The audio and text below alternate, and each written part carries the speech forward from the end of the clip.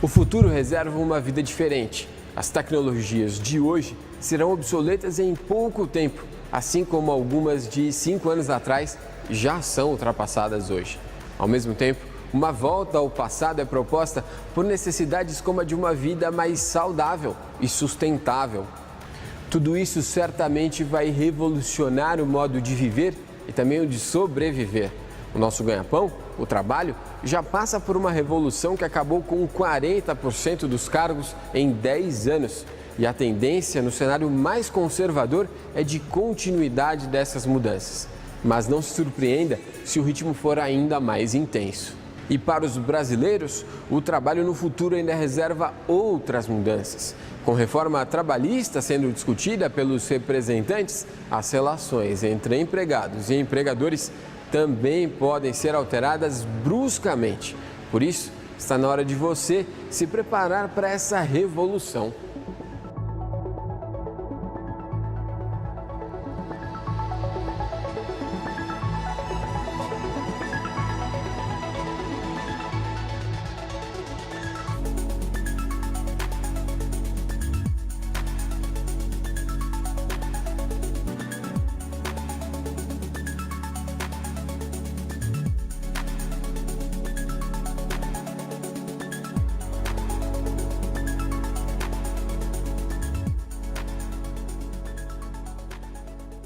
Quase todo mundo que mora em uma grande cidade conhece pelo menos uma pessoa que trabalhou com Uber nos últimos anos. A empresa tem atualmente 50 mil motoristas parceiros em todo o Brasil. Com a empresa, uma profissão antiga, a de motorista, ganhou um novo espaço. Saiu dos alvarás de táxis, empresas e serviços particulares para ficar ao alcance de qualquer um com um smartphone. O motorista passou a poder oferecer o serviço através do aplicativo, ganhando uma infinidade de clientes e modernizando o segmento por completo. Renato é um desses casos. Depois de trabalhar como taxista e manobrista, ele agora oferece serviços através de 3 plataformas diferentes. É uma forma de aumentar o rendimento em um mercado cada vez mais competitivo. Eu acabei deixando de trabalhar com táxi pelo problema da demanda de serviço que, com o tempo, ela começou a cair muito devido à entrada do aplicativo Uber no mercado, né? A demanda de táxi começou a baixar e eu trabalhava com alvará alocado, eu tinha um custo muito alto para poder manter esse táxi, então eu acabei deixando o táxi e acabei alternando por esses serviços de aplicativos particulares pela questão de ter um custo menor, certo? Embora os ganhos sejam menores que os do táxi, eu acredito que a demanda hoje ela faz com que compense tá migrando do táxi para esses serviços de aplicativo. A empresa deu origem a um verbete, uberização, que se refere ao encurtamento da distância entre serviços e clientes dentro da economia colaborativa, que ganhou espaço em tempo de crise, mais precisamente a que afetou o mundo em 2008. Isso mostra que basta um contexto social propício e uma nova tecnologia para uma mudança brusca, significativa. No Brasil não foi diferente.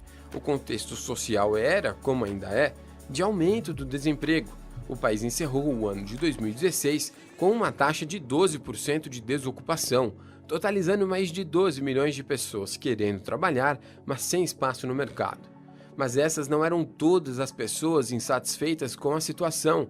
Em uma média de todo o ano, 20,9% dos brasileiros ficaram na chamada força de trabalho subutilizada. São trabalhadores afetados não apenas pelo desemprego, mas por outros fatores, como, por exemplo, não conseguirem trabalhar tantas horas quanto gostariam dentro do limite de 40 horas semanais, e assim recebendo menos dinheiro também. O Uber, como tecnologia, foi visto como uma solução de complemento de renda por muita gente para essas horas livres, e por outros como saída para o desemprego mesmo. Com o aumento desses números, a procura pela solução aumentou junto, e com mais gente no mercado, as corridas ficaram mais raras e mais baratas. Depois de um período em que houve ganhos crescentes no setor, a baixa dos últimos meses afeta os motoristas. Os problemas geraram insatisfação e inclusive com processos judiciais, no Brasil e em outras partes do mundo, com profissionais reivindicando direitos trabalhistas. A minha visão, eu não creio num vínculo trabalhista. porque é uma parceria, né? É uma espécie de que eles me prestam um serviço e eu presto um serviço para eles, certo? Então eu não acredito que isso cria um vínculo trabalhista. Não é como eu prestar o serviço para uma empresa privada e essa empresa me remunera por isso. Não, do outro lado eles também estão trabalhando por mim. Eles estão fazendo propaganda, estão captando, estão regulando a parte legal da coisa. Em meio a essa crise de imagem, a empresa tenta se reinventar, pensando em novas possibilidades para o futuro, principalmente em uma que não precise de uma das origens do problema da empresa, um motorista. Quando a gente fala, por exemplo, do Uber, que aí já é público e nós todos conhecemos, o chofer de táxi, ele nunca imaginou que a sua profissão pudesse estar sendo ameaçada. E hoje você tem o Uber concorrendo, fazendo com que a concorrência seja legal, boa. O chofer de táxi não vai perder o seu mercado, mas ele vai ter uma concorrência. Agora, vem a tecnologia e nós vamos poder ter os carros sem chofer. O que vai acontecer, não sabemos. Mas vai acontecer, eles vão vir. Em Pittsburgh, nos Estados Unidos, a Uber já testa desde o fim de 2016 carros autônomos, sem motorista. Ainda com técnicos a bordo, os carros precisam de intervenção humana por causa de alguns obstáculos, mas a ideia é que em pouco tempo seja totalmente autônomo. Os carros são programados para andar em baixa velocidade e com grande distância de outros veículos para serem ainda mais seguros que os carros dirigidos por humanos. No Reino Unido, um carro sem motorista foi às ruas pela primeira vez em outubro, há 7 meses. O carro ainda andava bem devagar, mas o avanço é feito cada vez mais rápido. Neste caso específico, o desenvolvimento foi da Universidade de Oxford e não depende de GPS. O carro usa dados de câmeras e lasers para navegar na rota certa. Curiosamente, foi um pesquisador da mesma universidade que realizou o estudo em que afirma que 47% dos postos atuais de trabalho correm o risco de desaparecer.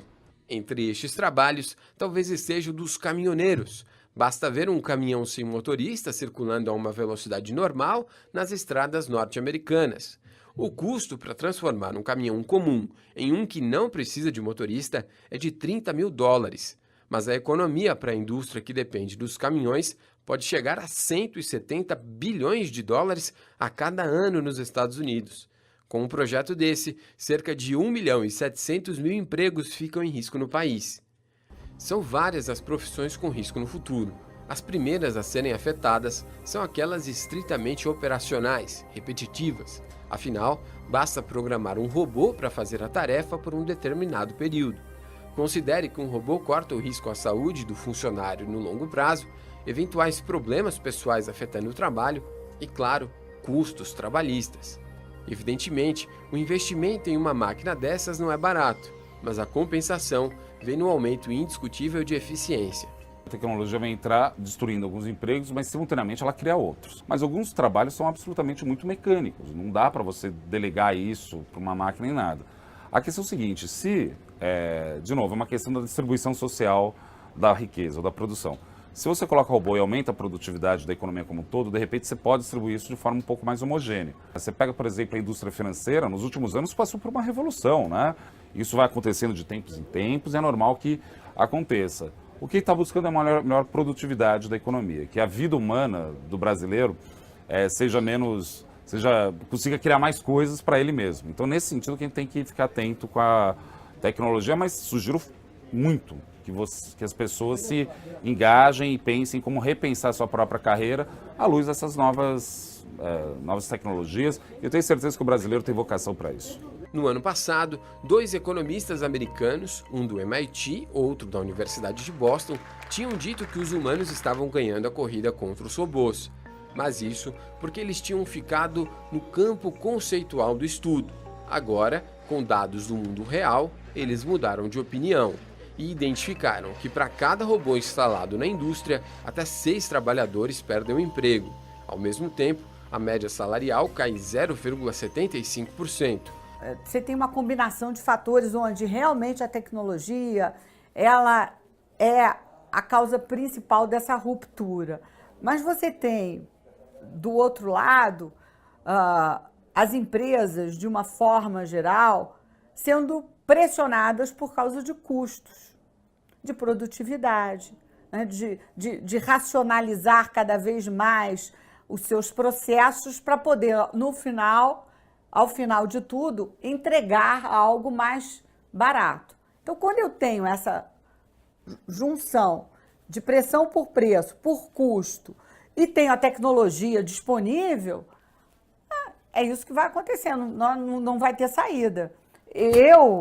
Qualquer um que esteja nesse mercado, vai ter que estar constantemente olhando para si, para o seu entorno e ver o que ele precisa aprender novo para poder realmente não ficar fora do mercado tão rapidamente.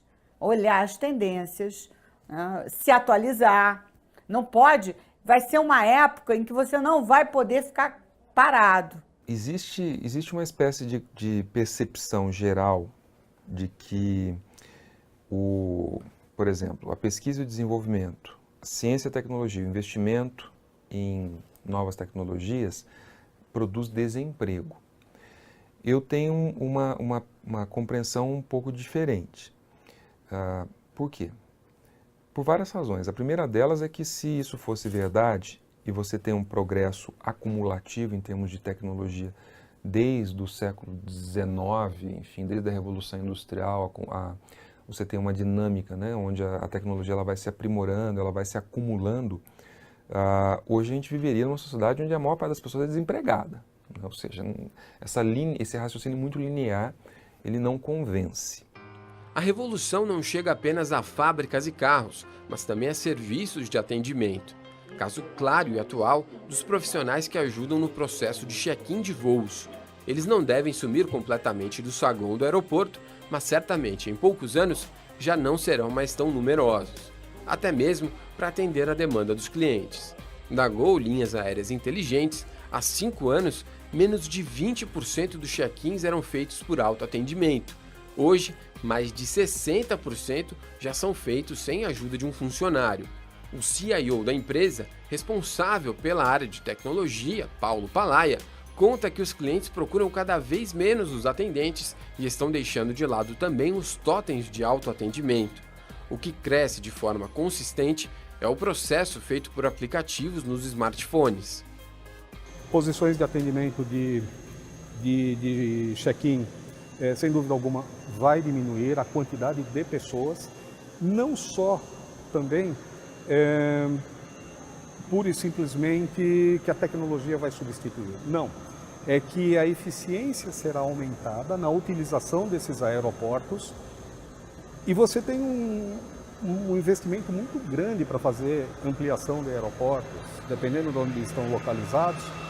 Você tem que promover desapropriações para poder expandir o aeroporto. Então, para você ter mais eficiência daquele mesmo ativo,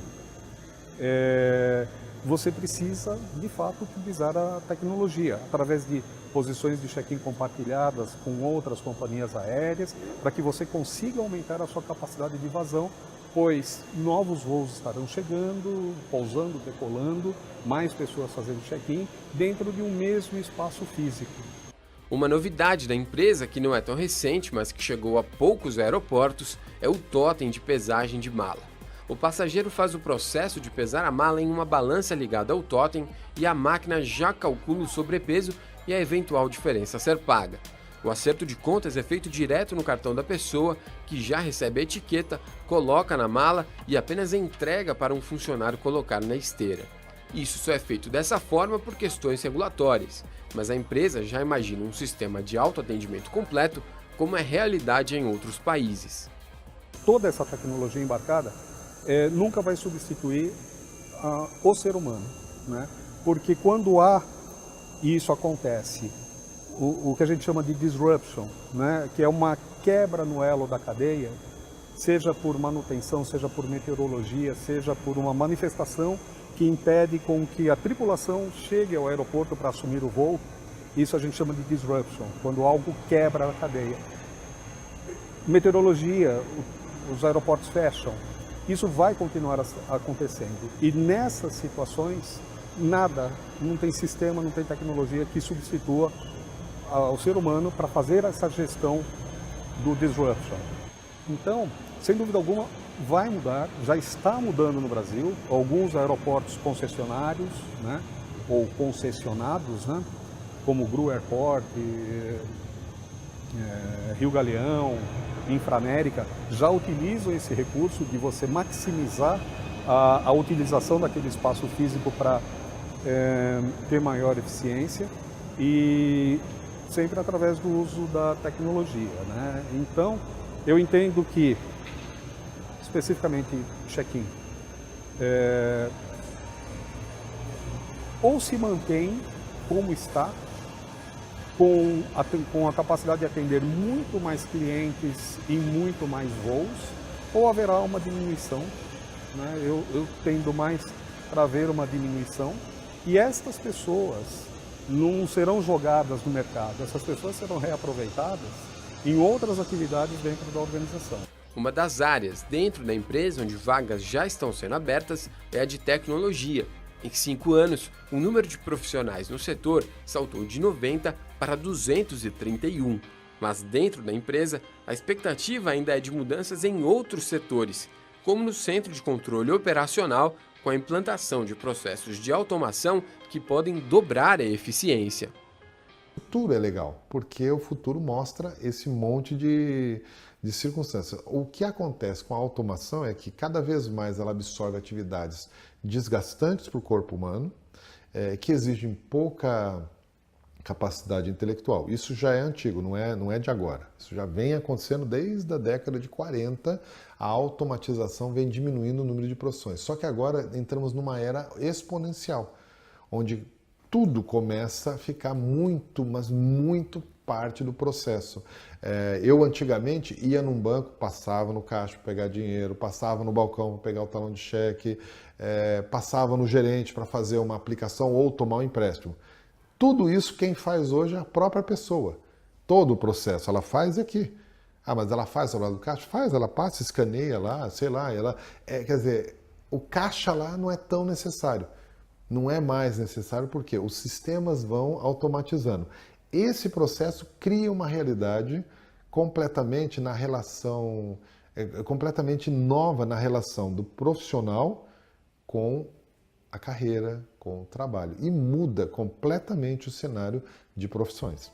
O sistema de autoatendimento também já está no dia a dia de alguns brasileiros. A rede Enxuto Supermercados é uma das que já oferece essa opção para clientes em compras de até 15 volumes. 3 das 6 lojas da rede estão equipadas com a máquina. O cliente chega, inicia o atendimento, passa o código de barras no leitor e joga o produto em um saco plástico. O saco fica em uma balança que confere se o peso da compra está batendo com as informações dos produtos registrados. Se acontece algum problema, por exemplo, com o peso não batendo com o registrado, uma luz chama a atenção da fiscal do setor que vai ajudar o cliente. Se tudo der certo, o próprio cliente faz o pagamento com o cartão e vai embora. A missão do Enxuto, ela prevê que a gente proporcione a melhor opção de compra para o nosso cliente. E a gente percebeu de alguns anos para cá que tem uma tendência de pessoas com um pouco menos de tempo. Então, para essas pessoas que querem vir comprar uma coisinha e ir embora rapidamente, a gente colocou essa opção para eles, que eles mesmos realizam a operação. Se fora do Brasil a realidade do autoatendimento é mais presente, a Amazon deu um passo adiante. É o Amazon Go, um mercado sem caixas. O cliente com um app registra a entrada no local. O próprio aplicativo tem sistema de geolocalização e identifica onde o cliente está. Outro sistema registra a retirada de um produto da gôndola e cruza os dados. Assim, o produto já entra na conta. Se o cliente devolver o produto, também é registrado. Quando terminar a compra, basta ir embora, que vai para a conta do cartão de crédito já registrado. Um cenário que dá mais praticidade aos clientes, mais informações de consumo para a empresa e que não precisa de atendimento pessoal. Olha, o mercado de trabalho tem mudado substancialmente. Na minha opinião, é difícil apontar um setor que pode perder mais a respeito disso. Mas, nitidamente, setores ligados à mão de obra mais crua, né? nem que seja na construção civil ou mesmo trabalhos domésticos, coisa do tipo, tende a ser substituído rapidamente pelas tecnologias robóticas. Isso aí nitidamente vai acontecer. O trabalho intelectual sempre vai continuar com alguma margem de manobra, que não dá para você substituir o capital humano desse processo. Mas trabalhos propriamente físicos, né, que passam desde, eu falei de construção civil, trabalho doméstico, mas coisas até às vezes como professor, né? Às vezes o professor vai ser digitalizado numa videoaula ou coisa do tipo. Isso tudo é importante, pensar como você vai se reposicionar. As mudanças tecnológicas já estão também dentro das casas, expandindo um mercado que relaciona duas tecnologias. A primeira é a automação residencial, que já não é novidade e existe há quase 2 décadas, e que permite, por exemplo, um dano menor para uma TV que pode ser usada do lado externo da casa em uma sacada, mas guardada fora do período de uso. Também dá a possibilidade de controle de iluminação para criar um ambiente mais adequado para cada situação. Quando aliada à segunda tecnologia, a internet, dá possibilidades ainda mais interessantes, como preparar a temperatura do ambiente a partir do celular em qualquer lugar, ou até mesmo desligar o ar-condicionado que foi esquecido ligado mesmo já estando longe de casa. Isso tudo cria uma casa inteligente, e esse cenário é que tem mais novidades também para o mercado de trabalho, principalmente por causa de possibilidades que ganhou nos últimos anos. O mercado é muito novo ainda, 17 anos é pouco para uma área com muita tecnologia e principalmente com algumas barreiras de conhecimento, né? Tanto para profissionais quanto para o consumidor, para o morador de uma residência. Então é uma área que precisa ser descoberta ainda. O nosso trabalho nesses 17 anos foi muito de propagação de conhecimento, de divulgação, mas ainda é um momento, e diria que mundialmente, não só no Brasil, né? As pessoas ainda não estão totalmente convictas da tecnologia dentro da sua residência. Para realizar tudo isso, o profissional é o integrador de sistemas, e o mercado está carente. O último estudo da Associação do Setor detectou que eram 300 mil casas no Brasil com algum tipo de automação, e a estimativa é que o mercado potencial é de quase 2 milhões de residências. Mas a quantidade de profissionais aptos para o serviço atualmente só conseguiria atender 25% desses clientes. Para cada 10 pessoas que você perguntar, você quer ter uma casa inteligente? Aqueles que quiserem ter a casa inteligente não vão saber a quem recorrer inicialmente. Talvez eles vão pensar em procurar uma loja, um arquiteto, um construtor.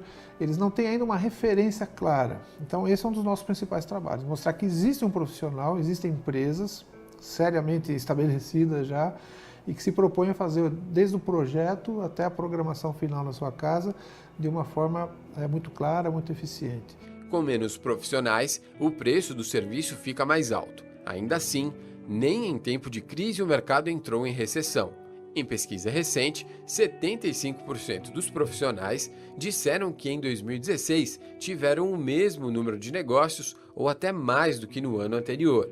Quando mais pessoas atuarem no setor, a tendência é de preços mais competitivos. Então acho que a gente está num mercado assim que ele já é muito promissor hoje para o profissional que quiser trabalhar nele e vai ser cada vez mais. Então talvez seja um otimismo, mas a gente tem números que comprovam isso e a gente acha que é uma profissão do futuro. Outras profissões que estão ganhando espaço no mercado são as relacionadas à impressão 3D. O exemplo da 3D Tech é revelador.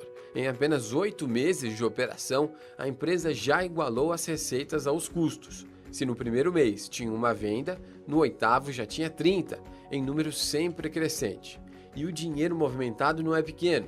A média do serviço varia entre 5 e 10 mil reais, podendo ser muito maior do que isso, dependendo do pedido.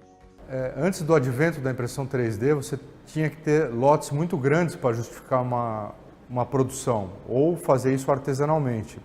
Então você não tinha possibilidade, por exemplo, de um dia criar algo na sua cabeça, conceber algo, modelar no dia seguinte e imprimir num terceiro dia. Você tinha que partir para a produção de ferramentaria, moldes, injeção, estamparia ou qualquer outro método de produção que eram pelo menos 100 vezes mais demorados e 100 vezes mais caros, ou contratar um artista e fazer isso artesanalmente, não usando uma tecnologia precisa, rápida e eficiente.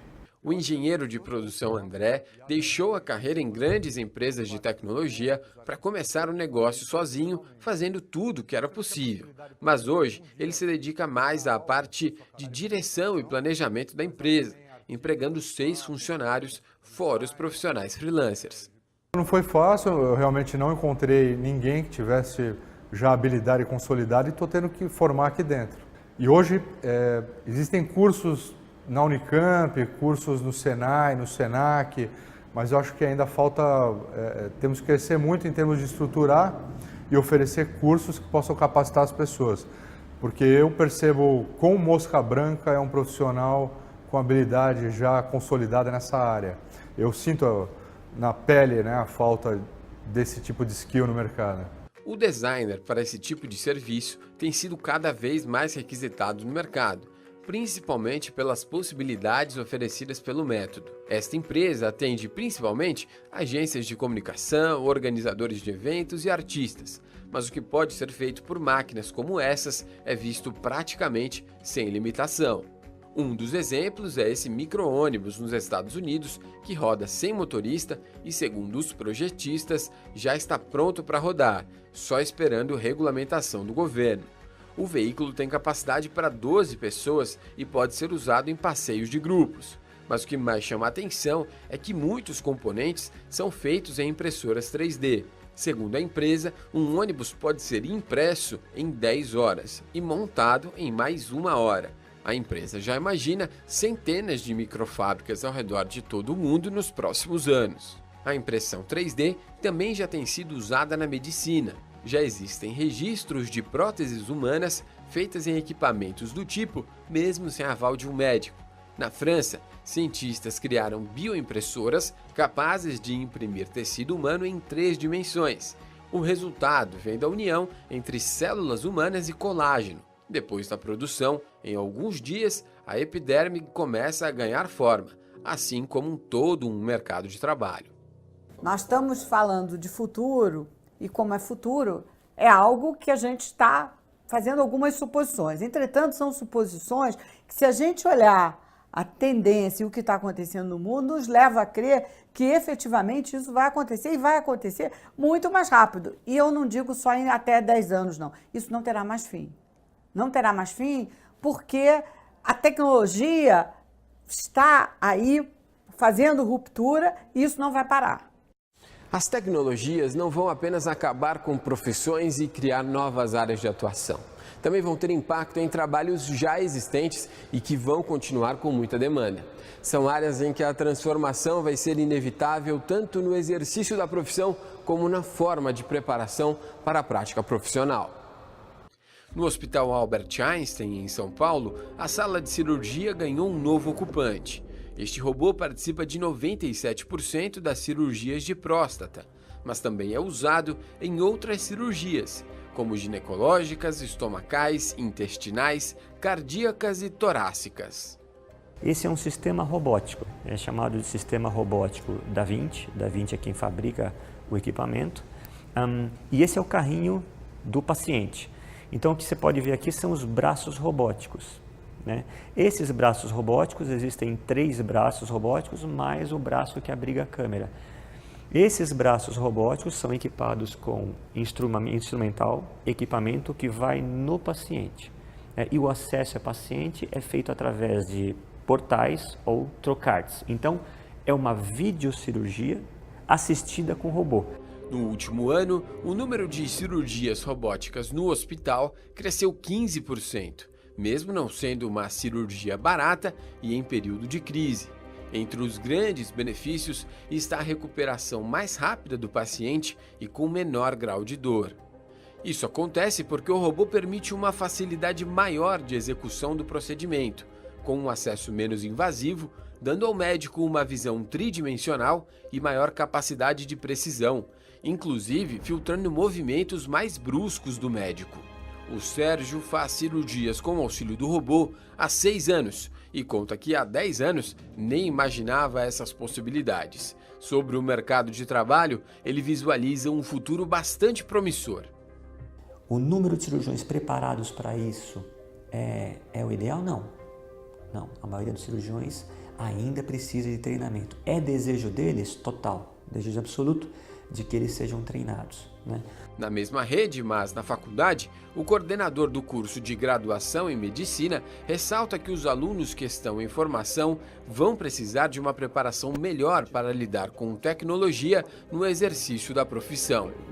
Nós já temos algumas tecnologias, tem até um ultrassom portátil, que a gente usa na graduação. Jovens de 18, 19 anos, eles estão tendo acesso a um ultrassom do tamanho de um iPhone, para aprender, para complementar achados do exame físico. Isso era impensável há 20 anos atrás. O ultrassom há 20 anos atrás era do tamanho de um fogão. Hoje você tem um ultrassom do tamanho de um iPhone utilizado em educação, no aluno de medicina, não é um médico já formado. Olha como esse aluno vai fazer, ele já é formado rodeado de tecnologia. Qualquer tecnologia que agregue valor na relação entre o médico e o paciente é muito bem-vinda. A tecnologia que, de alguma maneira, diminuir essa proximidade, um computador pode me ganhar numa partida de xadrez, mas ele nunca vai entender o meu paciente melhor que eu. Pela mesma situação passa a enfermagem. No centro de simulação, a aula é feita com atores ou robôs, imitando situações que podem acontecer no dia a dia para que os alunos desenvolvam na prática a reação a cada situação. No centro de simulação, por exemplo, quando a gente faz a simulação com o ator e o aluno interage, a gente presta atenção nisso e faz um recorte exatamente sobre esse atendimento humanizado que o aluno tem que ter e desenvolve isso no decorrer do curso, né? Então isso não é uma disciplina única, mas isso é visto e revisto e discutido durante todo o curso de graduação em enfermagem aqui do hospital. Se simular um tratamento em um robô já chama atenção, imagine ser atendido por uma recepcionista não humana, ou então ser servido por um garçom todo programado. Um robô em forma humana já chama bastante atenção, mas quando pensamos que o robô é só isso, limitamos o entendimento do potencial deles. Um robô é uma máquina controlada ou que faz operações repetitivas. Certamente alguns chamam mais a atenção pelo formato, mas não são só esses que podem estar na sociedade nos próximos tempos. Veja este estacionamento, onde a máquina faz a função do manobrista. Não tem formato humano, mas faz a função que uma pessoa poderia fazer. Além disso, nem só de robôs é alimentada a tecnologia que muda o mercado de trabalho. Esse período que nós estamos passando é um período que vai começar uma nova era, que vai ser uma era de mudanças constantes. Então, quando a gente olhar para trás, a gente vai ver mais uma mudança que a gente teve, né? Diferentemente do que aconteceu na Revolução Industrial, que era um mundo que vinha mais ou menos tranquilo, tal, e que teve aquela mudança radical que afetou muita gente. Agora, a gente já vive nesse cenário vulnerável, incerto, complexo e ambíguo, e que vai continuar. E isso não necessariamente é uma má notícia. A gente pode transformar esse limão uma limonada, bom para todo mundo. Vamos ver se a gente consegue, como sociedade, organizar esse movimento e a disputa pela renda que vai ser gerada. A tecnologia também muda a forma de dar segurança, desde monitoramento à distância através de imagens até o controle de entrada. O grupo HNA de Segurança Privada desenvolveu o SIGA, um sistema de controle de entrada através de reconhecimento facial. Um rosto reconhecido é suficiente para abrir passagem, mas a máquina barra a entrada de um rosto desconhecido. Em um condomínio como esse, onde moram centenas de pessoas, o sistema auxilia o trabalho do porteiro, agilizando na entrada de moradores. Para quem chega de carro, o sistema também é usado, mas na versão móvel, com um segurança levando o aparelho com o aplicativo para fazer a identificação. O diretor-geral da HNA Eletrônica, Diógenes Lima, entende que a tecnologia entra como aliada do funcionário. As pessoas ficam mais tranquilas porque elas sabem que, de alguma forma, não só aquele profissional que está ali à disposição, que está mais próximo, mas que outras pessoas estão monitorando aquele ambiente. Isso faz com que ela fique mais tranquila nos momentos de dificuldade ou nos momentos de apreensão. E também é verdade que os marginais eles acabam também ficando mais atentos a essa questão e muitas vezes eles procuram lugares onde não existe essa tecnologia para fazer as suas ações, né? Mesmo que não seja realidade na Haganá, a tecnologia dá a possibilidade da prestação de um serviço sem a presença humana, ou pelo menos com um quadro menor do que o atual nas ruas. O monitoramento por câmera já existe há décadas no setor público, mas sempre precisa de evolução e melhoramento. Em São José dos Campos, no interior de São Paulo, o sistema existe há 15 anos, mas o Centro de Operações Integradas, o COI, uniu em um local o monitoramento das quase 500 câmeras da cidade para servir diferentes áreas da gestão municipal, principalmente a segurança pública e a mobilidade urbana. A gestão tecnológica é feita em parceria com o setor privado há 5 anos, ganhando melhorias. O COI, desde quando foi criado, ele visa justamente desburocratizar o sistema de segurança da cidade. Então você uniu ali frentes do poder público, Departamento de Trânsito, Mobilidade Urbana, Polícia Civil, Polícia Militar, a Guarda, num único espaço, onde o poder público e seus setores conseguem se interagir. E agora, com esse Conselho de Cidade Inteligente, nós estamos firmando uma parceria com a Ericsson, que está começando esse processo de gestão inteligente no poder público, começando pelo COI. A exigência para os 40 profissionais que trabalham no local é que tenham experiência de rua e treinamento específico para a função. Mas São José ainda deve ter mais novidades para se tornar uma cidade inteligente. Essa experiência do COI deve ser ampliada com a implementação de sensores de tiros e climáticos da mesma empresa parceira. O sucesso dos trabalhos também já proporcionou o comprometimento do governo federal no apoio para a criação de um polo de inovação em internet das coisas para a área de segurança pública. O impacto vai ser sentido no mercado de trabalho com maior estímulo ao setor. A questão de empregabilidade na cidade e do trabalhador é onde ele tem que buscar a sua qualificação profissional. É isso que a prefeitura está muito atenta. Porque aquele emprego formal dos anos de criação da CLT, dos direitos trabalhistas muito bem consolidados, nós estamos vendo essas modificações para que o mercado possa se adaptar ao mercado mundial, o mercado brasileiro ao mercado mundial. Então, o que nós temos que fazer é aumentar o quesito de empregabilidade da população, para que ela possa ou estar inserida em novas modalidades de emprego e de contratação, ou que ela possa estar fazendo a geração de renda por si própria, ou empreendendo, ou abrindo uma consultoria, abrindo um negócio próprio, para que ela consiga ali ter uma vida com qualidade de vida, né? Neste contexto se insere o Parque Tecnológico da cidade, onde estão muitas empresas dando suporte a essas iniciativas. Uma das empresas instaladas no local é a Engitelco, da área de engenharia de telecomunicações e que presta serviços para as principais teles do Brasil e já começou até a exportar serviço. Se uma empresa de tecnologia, começando pequena e ganhando um espaço no mundo, não é algo novo, certamente não vai ficar no passado com tantas novidades surgindo. O diretor Daniel Faria vê outras vantagens no modelo de negócio. Primeiro, ao prestar serviço para grandes empresas de um segmento, você acaba se aperfeiçoando mais, porque você vai absorvendo tecnologia, vai absorvendo conhecimento aqui e ali, vai tendo um produto cada vez mais qualificado, né? Eu creio que essa é a grande vantagem, tá? E um outro ponto de destaque também é que ao se aperfeiçoar, você vai tendo possibilidades de inovar também. Eu acho que a inovação é um grande requisito do segmento de empreendedorismo, do empreendedor, né? Não é fazer mais do mesmo, é fazer alguma coisa a mais, alguma coisa diferente, né?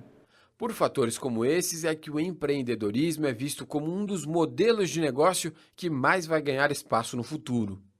Eu presto serviço para grandes empresas e percebi que ao longo desses anos a demanda por esse tipo de atividade como a minha é cada vez maior, né? Então, as grandes empresas, elas focam no seu produto final, né?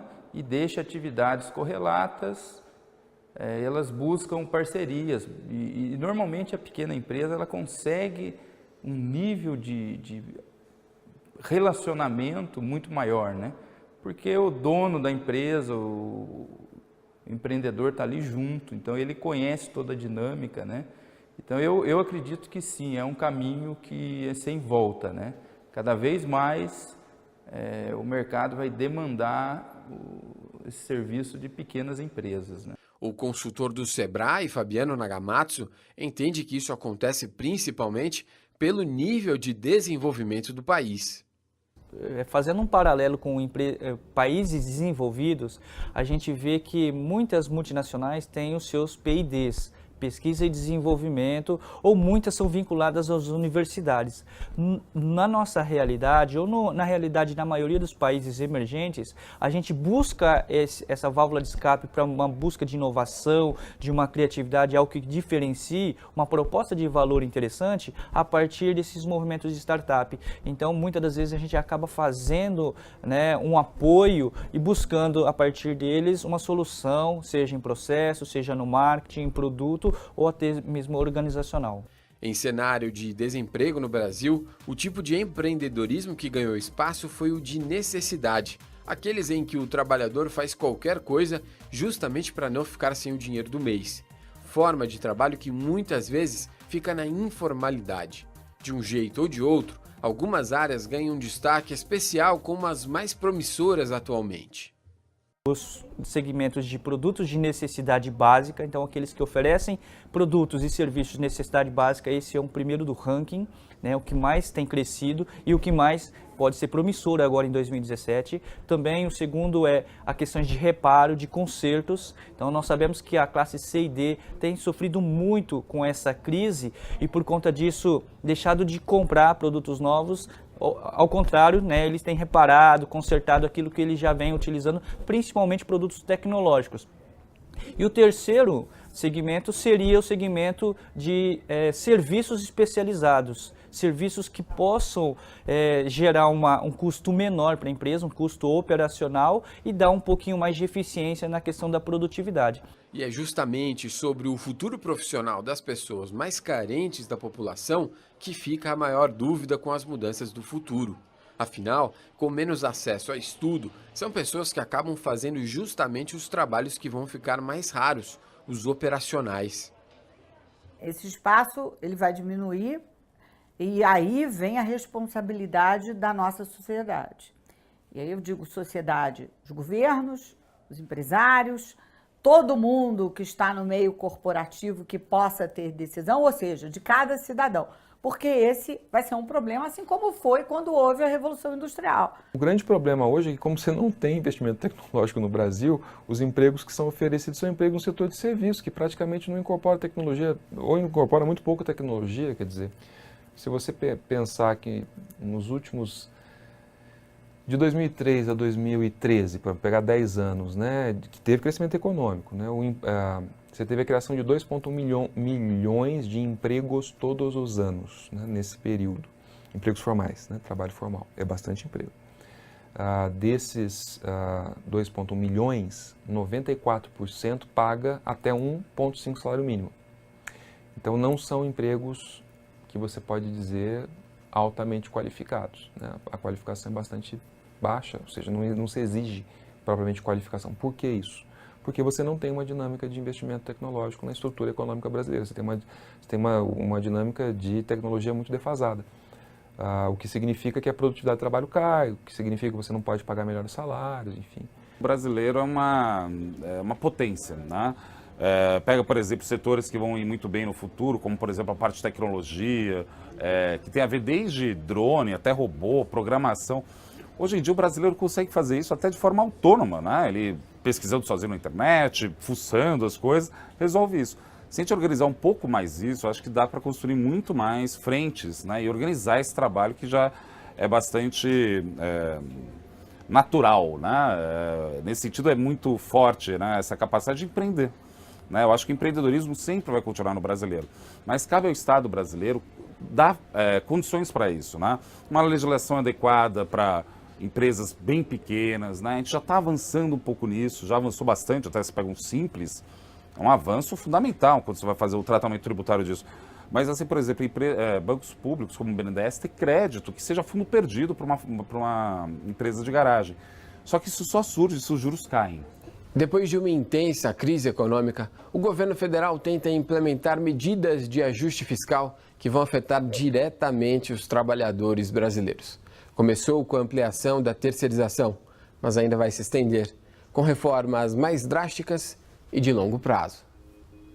Com a aprovação da lei de terceirização, o professor de Sociologia da USP, Rui Braga, acredita numa inversão do mercado de trabalho no médio e longo prazo, com mais terceirizados do que contratados diretamente. O trabalho terceirizado é um trabalho mais precário. O que significa isso? Significa que o trabalhador terceirizado ele tem um acesso mais dificultado em relação aos direitos e à proteção trabalhista.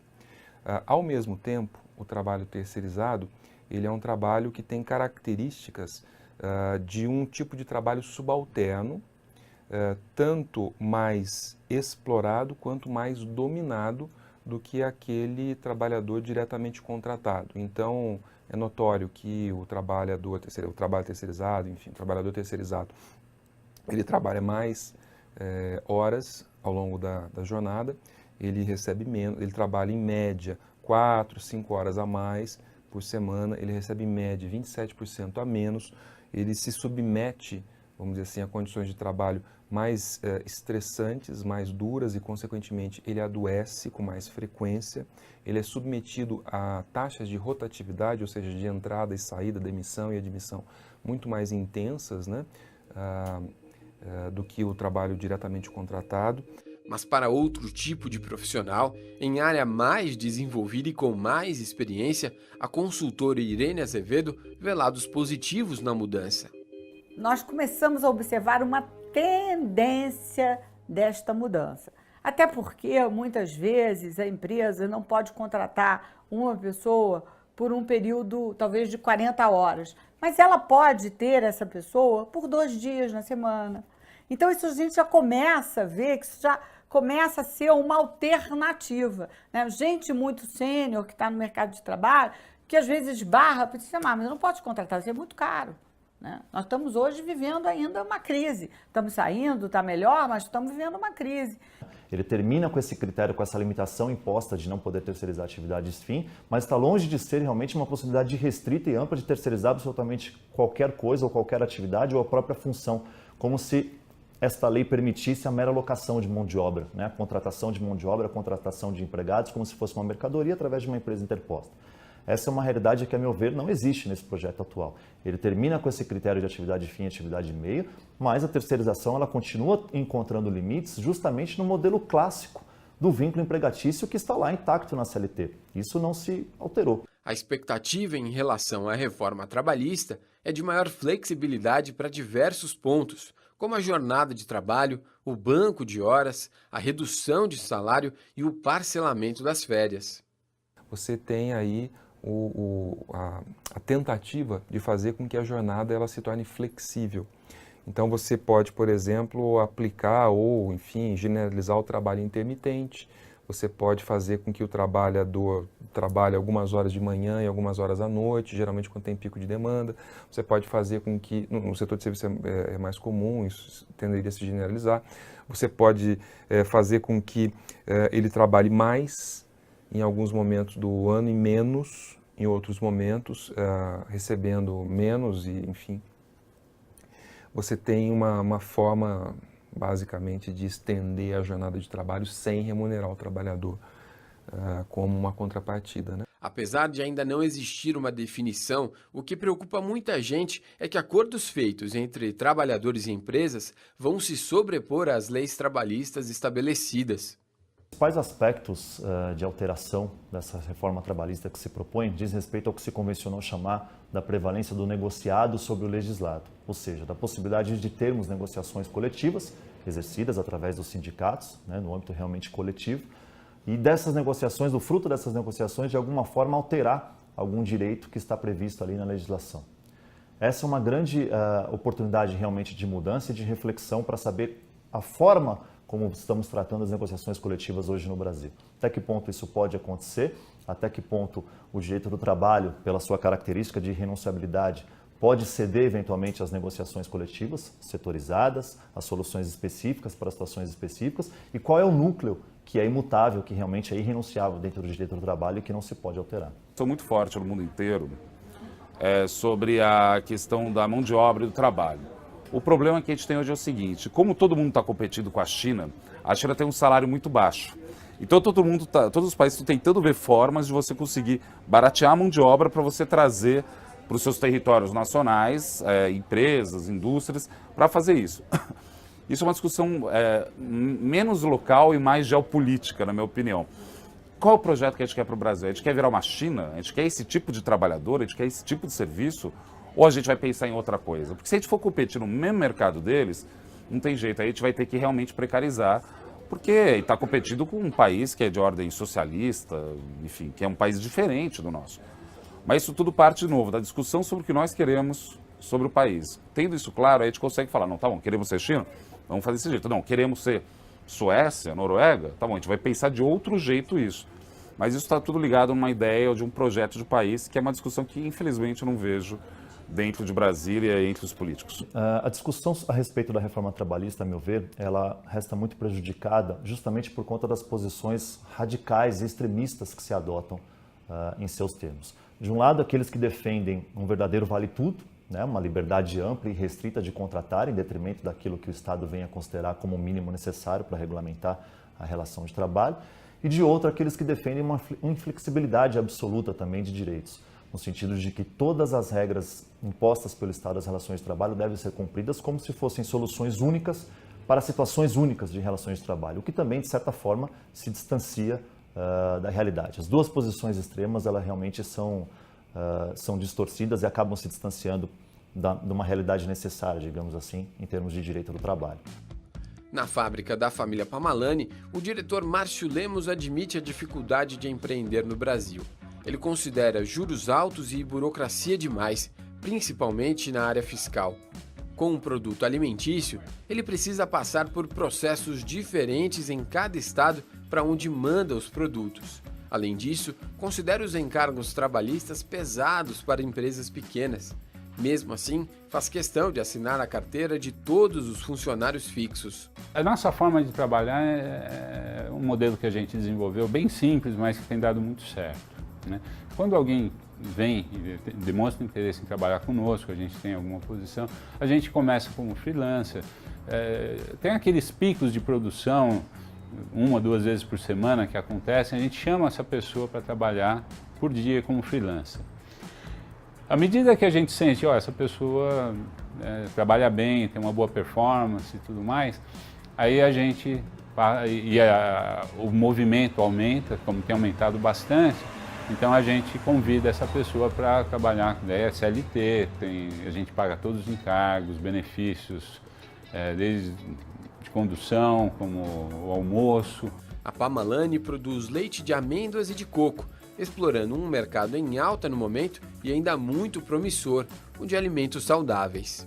Em 2016, período de crise no país para muitos setores, a empresa multiplicou o faturamento em 3,5 vezes. Espera um resultado ainda melhor neste ano. Está em cerca de 200 pontos de venda espalhados em todo o Brasil e prepara uma mudança para uma fábrica maior, onde vai quadruplicar a capacidade de produção e explorar novos produtos derivados do leite. Mas o Márcio conta que não foi nada fácil chegar a este momento. Abriu mão de noites e dos domingos para trabalhar sozinho ou com o filho e amigos no início, em estrutura montada no sítio da família. Isso tudo conciliando com o cargo que tem em uma multinacional da área de tecnologia, que ainda é a principal fonte de renda dele. O resultado que ele esperava em 6 meses veio depois de 4 anos. Mesmo com todo esse contexto, ele sabe que valeu a pena porque o investimento é algo que dá prazer a ele. Eu sempre gostei de cozinhar, inventar coisas assim e coisas saudáveis, né? Às vezes você tem no mercado algo que você gosta muito, mas você acaba não consumindo muito porque tem muito açúcar, muita gordura. E eu sempre gostei de pegar essas coisas, ter uma ideia diferente e tentar deixá-las de uma maneira mais saudável produzindo em casa. Muita gente faz isso, né?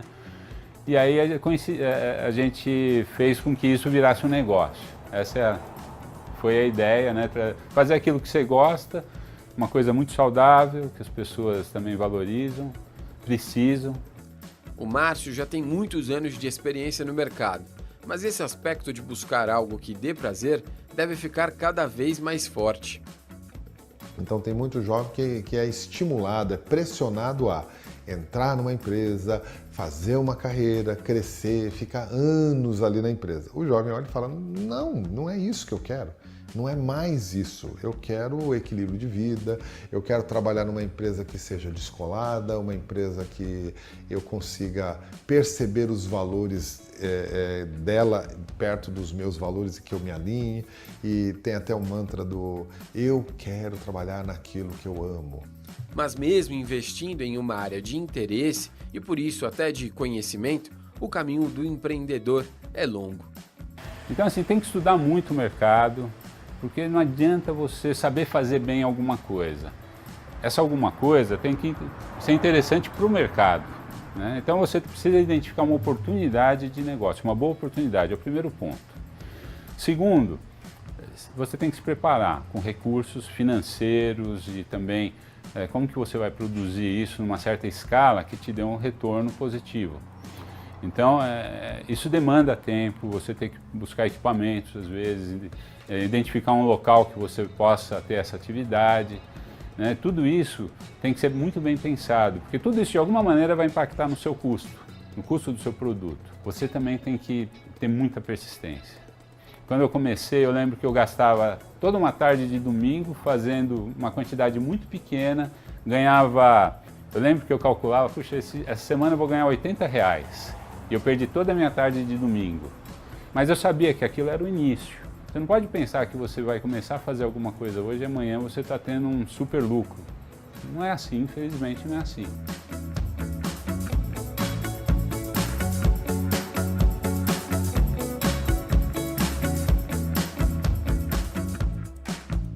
Se as mudanças causadas pelas tecnologias são inevitáveis e as que têm motivação política parecem cada vez mais próximas, cabe ao trabalhador brasileiro se adaptar para encontrar espaço com esse cenário. Uma mudança no perfil e na forma de encarar os fatos é um caminho que vai ser percorrido mais rápido e sem trajeto de volta.